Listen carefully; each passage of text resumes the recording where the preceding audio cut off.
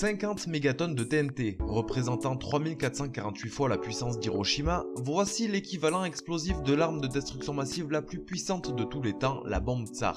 Pour commencer, petit retour dans le passé, puisque c'est pendant la guerre froide, plus précisément en 1961, que l'industrie nucléaire de l'Union soviétique développera et testera la bombe la plus dévastatrice que l'humanité a connue.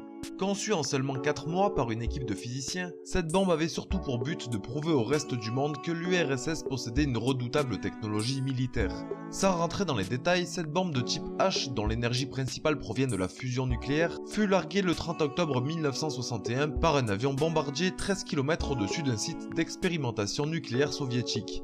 Après 8000 mètres de chute, son explosion fut déclenchée, formant instantanément une boule de feu de près de 7 km. Et les chiffres qui suivent sont tout autant impressionnants. 3 millions d'hectares complètement rasés par l'explosion, un effet de souffle ressenti sur près de 500 km, une onde de choc qui a parcouru 3 fois le tour de la Terre et un champignon atomique d'une altitude de 64 km, voici les effets impressionnants résultant de cette explosion. Et en réalité, ces chiffres auraient pu être bien pires puisque la bombe Tsar était en fait conçue pour générer une énergie 2 fois plus importante. Mais dans un souci de sécurité, il a été décidé quelques temps avant le test de diminuer la puissance de 100 à 50 MW afin de limiter les retombées radioactives. Sachez qu'à la suite de l'essai nucléaire de la bombe Tsar, hommes politiques et scientifiques ont pris conscience du véritable danger que l'humanité encourait avec de telles armes qui tôt ou tard provoqueraient des catastrophes écologiques immenses. 2 ans plus tard, un traité interdisant les essais nucléaires dans l'atmosphère, dans l'espace et sous l'eau fut signé par les États-Unis, l'URSS et le Royaume-Uni.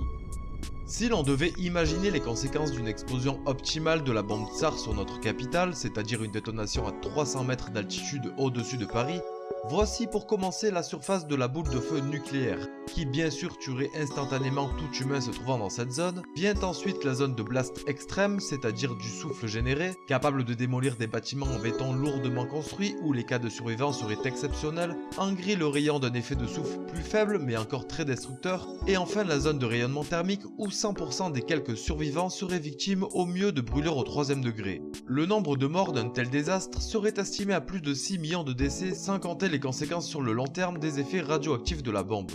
Pour finir, il est tout de même très inquiétant de savoir que l'homme est capable de produire ce genre de bombe en quelques mois, mais surtout de savoir que de nos jours, les connaissances scientifiques, bien plus aguerries qu'à l'époque, rendraient l'homme assez compétent pour fabriquer des ogives nucléaires 10 fois plus puissantes que la Tsar bombe qui pourrait sans aucun doute nous amener au bord de l'autodestruction.